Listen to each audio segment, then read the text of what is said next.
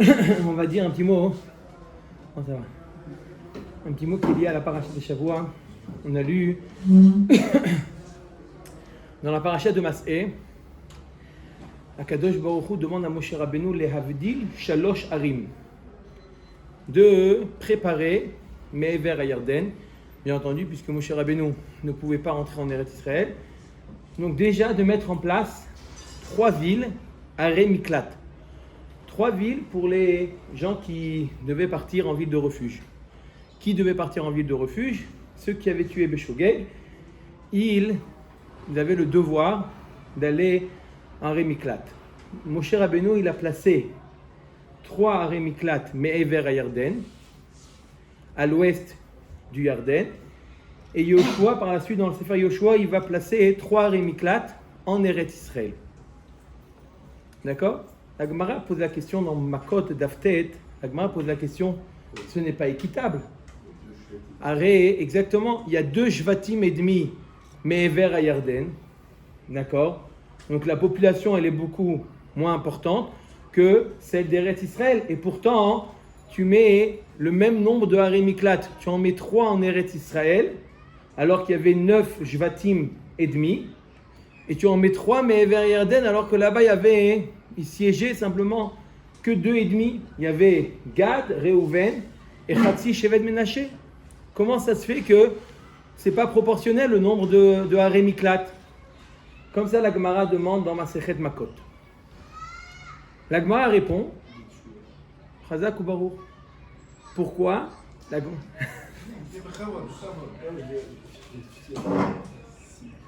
La Gemara répond, ça fait plaisir d'entendre. D'accord? La Gemara répond, puisque Me'ever à Yarden, il y avait ce qu'on appelait Gilad. Il y avait la région de Gilad. Et là-bas, la région de Gilad, la Gemara nous dit, Shriche Rotzrim. Là-bas, il y avait des Rotzrim, des assassins. À tous les coins de rue, il y avait des assassins. Donc, c'est pour ça, puisqu'il y avait une plus grande concentration de Rotzrim à Gilad, qui était de l'autre côté du Yarden, c'est la raison pour laquelle il fallait plus de Aré Miklat. Mais c'est bien volontaire, ça marche pas. Kol hakavod. Ashrechem. Mamash kol hakavod. Ça fait plaisir d'entendre cette question. C'est la question de tous les Rishonim.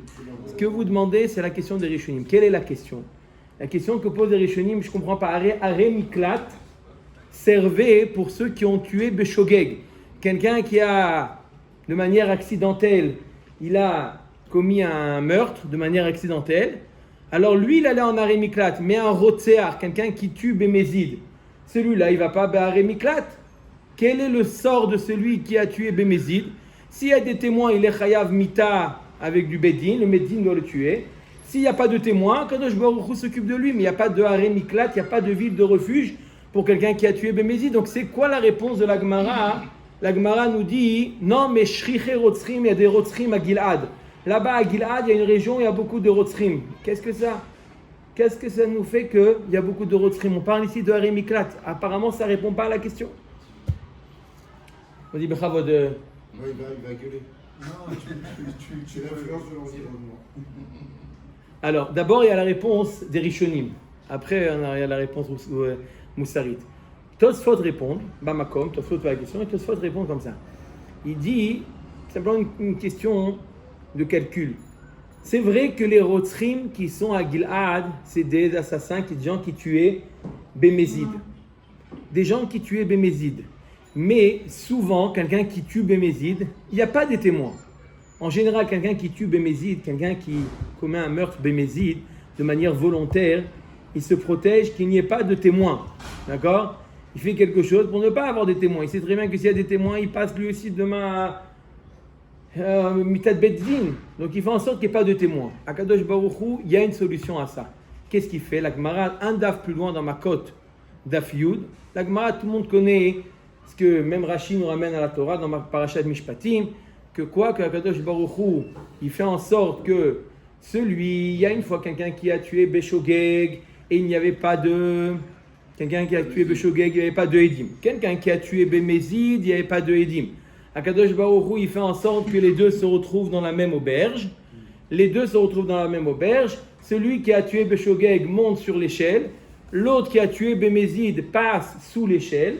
Et Bidiouk, au moment où il passe sous l'échelle, celui qui a tué Béchogeg tombe sur lui, donc le tue, donc le fait la mita qui lui est due. Et celui qui a tué Béchogeg, cette fois-ci dans le lobby de l'auberge, il y a des témoins, ils ont vu qu'il a tué Béchogeg et donc il part en galoute, comme ça, tout rentre dans l'ordre.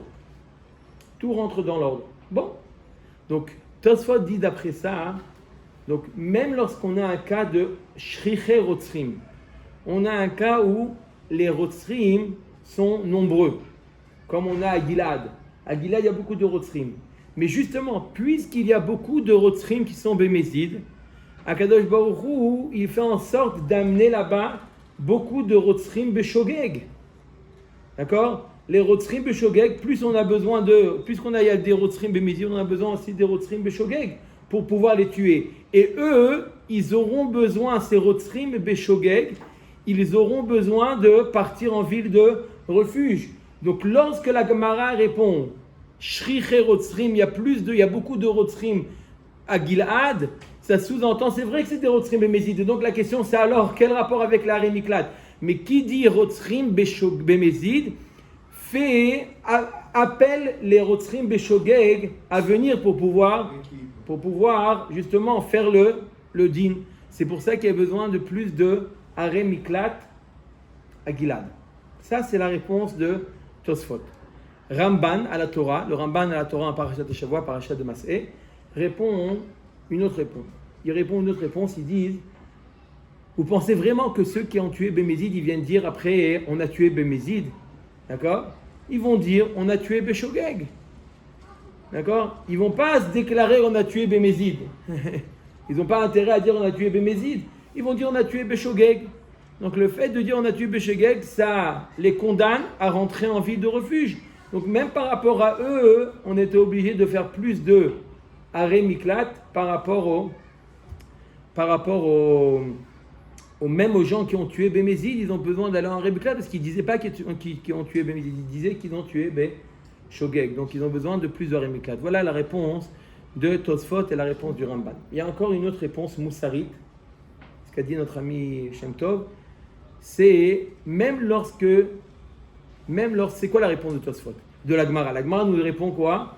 Que à Gilad, Shriché Rotzrim, il y a plus de Rotzrim, il y a des gens qui tuent Bémézid. On a posé la question, alors quel rapport avec Aré Miklat? Alors il y a un principe qui est comme ça. Lorsqu'il y a une faute, d'accord, où les gens sont mezalzelim, méprisent, d'accord, méprisent ce issour de tuer, on voit que c'est quelque chose qui est banal, le fait de tuer dans ces hommes. Automatiquement, même les gens qui sont sensibles au crime, ça peut leur arriver du shogeg. Chazal nous disent qu'en réalité, ce qu'on appelle involontaire, nous on a l'impression de dire c'est involontaire, c'est béchogeg. Même involontaire, on a quand même une responsabilité. La preuve, c'est quelqu'un qui fait béchogeg. D'accord? Quelqu'un qui fait béchogeg, il se lève le matin, tout frais, Shabbat matin, il se lève, il se dirige vers l'interrupteur et il allume Qu'est-ce qu'on lui dit? Amène un korban khata, tu dois amener une bête. Qu'est-ce que ça sous-entend d'amener une bête? Ça sous-entend de payer 1000 shekels. Il a allumé la lumière, il faut savoir qu'un shogeg Shabbat, d'accord, il a retiré, il a mélangé, il a la coquille de la pistache, elle s'est mélangée avec toutes les pistaches, et il la retire, il fait borer, d'accord, même si c'est béchogeg, la personne est responsable. Il doit amener un korban khatat. Pourquoi il doit amener un korban khatat? Il n'a pas fait ça exprès. Pourquoi il doit amener une kapara? On voit que même le fait que quelqu'un fait quelque chose béchogeg, même s'il est involontaire, l'homme il ne peut pas complètement se dire qu'il n'est pas responsable. Il y a quand même une responsabilité, même être béchogeg, tu dois être vigilant, même de ne pas arriver à un cas de shogeg. C'est un manque de vigilance. Et qu'est-ce qui entraîne la personne à ne pas être vigilant? D'accord? Je n'ai pas dit le faire exprès, mais ne pas être vigilant, le fait de voir que ce issour-là, il n'est pas, aux yeux des gens, ce n'est pas quelque chose de grave. On voit qu'il y a des meurtres à droite, à gauche. Il peut même lorsqu'il va faire, lui, ça peut entraîner chez une personne qui veut être vigilant, maintenant d'être moins vigilant et de faire sa béchogeg. C'est pour ça que le mézid, il y a ce qu'on appelle la hashpa'a de la zviva. Il y a l'influence, Il y a influence. Lorsqu'on voit qu'on vit dans une région où ce Issour-là, quelqu'un qui vit dans une région où Shabbat, d'accord, c'est l'autoroute, là où il habite, il est moins sensible au Shabbat. Automatique, c'est naturel que l'homme il soit moins sensible au Shabbat. Donc il va faire plus de shogeg que quelqu'un qui vit dans une région, dans un quartier où le Shabbat il est plus respecté. Pourquoi? Mais de manière, il fait shogeg, il n'a pas fait ça de manière volontaire. Je vais bien comprendre que ça influence, il va le faire de manière volontaire. Non, même ça va influencer, même qu'il le fasse de manière involontaire. Pourquoi? Le fait d'être moins sensible, alors on risque de faire aussi des choses de manière involontaire.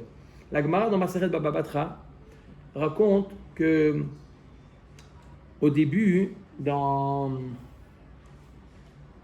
savez que la notion de Talmud Torah, elle n'existait pas depuis tout le temps. Yoshua ben Gamla, c'est lui qui a inventé l'école. D'accord? Yoshua ben Gamla. Non? D'accord? Yoshua ben Gamla, il voyait que pas tout le monde avait les moyens. À l'époque, comment ça se passait? Les parents, le père, enseignaient à son fils la Torah. Il s'asseyait avec lui, il lui enseignait la Torah. D'accord? Ou s'il n'avait pas le temps, le père, il payait un mélamed, quelqu'un qui enseignait la Torah à son fils. Comme ça se passait depuis tout le temps. Jusqu'à ce que Yoshua ben Gamla voit que les riches, étudient la Torah et les pauvres, non. Il a instauré ce qu'on appelle le Talmud Torah. Mais en premier lieu, où c'est qu'il a instauré? À Yerushalayim. La première école qu'il a ouverte, Yoshua ben Gamla, c'était à Yerushalayim. Pourquoi à Yerushalayim? La Gemara nous dit Ki mitzion tetzeh Torah. La Torah, elle, va jaillir de Yerushalayim. Yerushalayim, Ki mitzion tetzeh Torah. Pourquoi Davka? Ki mitzion tetzeh Torah. Ok, ça va sortir de Yerushalayim, mais un peu partout. Pourquoi il a eu besoin d'Avka d'instaurer les écoles d'Avka à Yerushalayim? Yoshua ben Gamla. Tosfot nous dit là-bas dans Baba Batra, Tosfot nous dit parce que qu'est-ce qui gagnait par là, Yoshua ben Gamla, le fait d'instaurer l'école à Yerushalayim? Il gagnait par là autre chose. Mis à part le fait qu'ils étudiaient la Torah, ils étudiaient la Torah dans une ambiance de Yirat Shamayim, de crainte d'Akadosh Baruch Hu. Pourquoi? Qu'est-ce qui se passait à Yerushalayim? On voyait les gens courir à droite, à gauche. Qu'est-ce qui se passait? Où tu vas? Je vais approcher un korban. Qu'est-ce que tu fais? Moi, j'amène les bikurim. Qu'est-ce que tu fais avec ce panier? Moi, j'amène les bikurim. Et toi, qu'est-ce que tu fais? Je dois amener la trouma au Kohen. Et toi, on voyait que les gens, ils étaient dans cette mouvance-là de faire des mitzvot. Lorsqu'un enfant, il voit qu'autour de lui, qu'est-ce qui se passe? Lui, il va faire une mitzvah, il court, il est dans cette ambiance-là. Automatiquement, la Torah, elle a beaucoup plus d'impact sur lui. Ki mitzion tetzeh Torah. Pourquoi Ki mitzion tetzeh Torah? Tosfot nous dit parce que justement, à Yerushalayim, il y avait cette ambiance de mitzvot. Lorsqu'on est dans une avira de mitzvot, on est dans cette ambiance-là, alors ça influence. Ça influence non seulement dans l'Aïrat Shamayim, mais aussi dans le lien du Limud HaTorah. Le Limud HaTorah, il est différent. On voit le Koach, la force de la Hashpa, la force de la Zviva. Autodavar, comme on a vu ici, à propos des Rotzrim. Les Rotzrim, il y a marqué, dans la paracha de Shoftim, il y a marqué, justement à propos de celui qui allait en Aré Miklat, il fallait bien indiquer où elle était la route pour Aré Miklat. La route pour Aré Miklat, elle devait être très bien indiquée. Le Waze n'avait pas le droit à l'erreur. Quelqu'un qui marquait Aré Miklat, il n'avait pas le droit à l'erreur, il devait arriver là-bas directement. Par contre, pour Yerushalayim, il y a marqué nulle part qu'il fallait indiquer, alors que pour Yerushalayim aussi, il y avait besoin d'arriver. Quelqu'un qui arrivait de Naharia, il devait arriver à Yerushalayim, il devait connaître la route. Pas tout le monde connaissait la route pour arriver à Yerushalayim. Alors la question c'est pourquoi, pour arriver à Yerushalayim, on n'avait pas besoin d'indiquer la route pour Yerushalayim. Par contre, pour arriver au Aré Miklat, il fallait indiquer la route de manière précise. Pourquoi cette différence? Lorsqu'on arrive pour l'Aré Miklat, qui est-ce qui demandait son chemin pour Aré Miklat? En réalité, c'était des Rotzrim, c'était des assassins. Certes, Béchogeg, mais c'était quand même des assassins.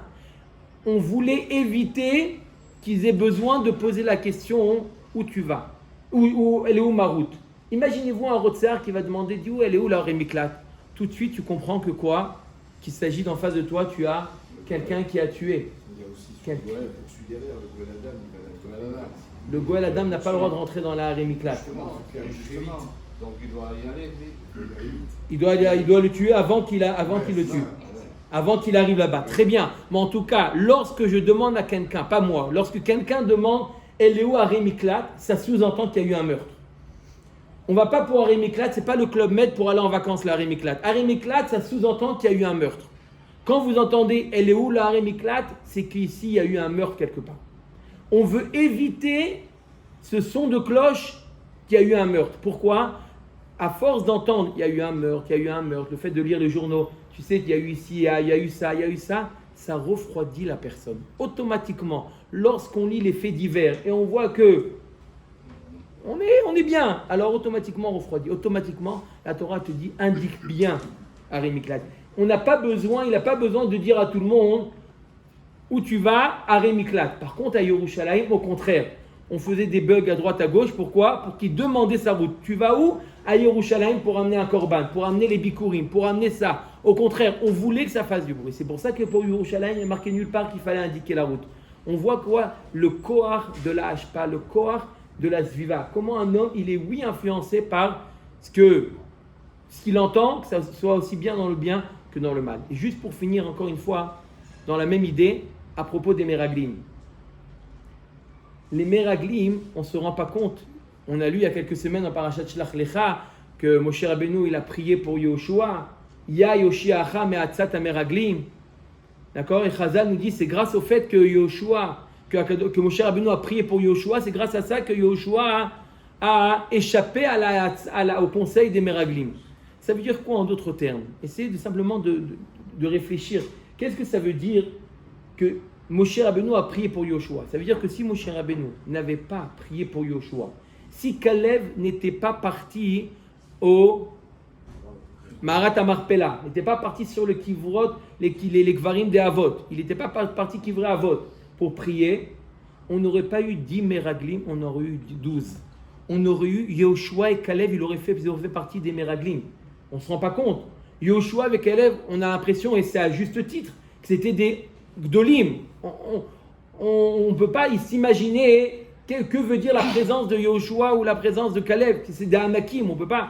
Et pourtant, la Torah nous dit que c'est grâce au fait que Moshe Rabbeinu a prié pour lui, et c'est grâce au fait qu'il a prié sur les Kever d'Avot, c'est grâce à ça qu'ils ont échappé à cette Meraglim. On voit le corps de l'Ashpa. Les plus grands comme Yehoshua avec Kalev, si jamais ils n'avaient pas eu cette protection, ils auraient succombé à la Hetza des Meraglim.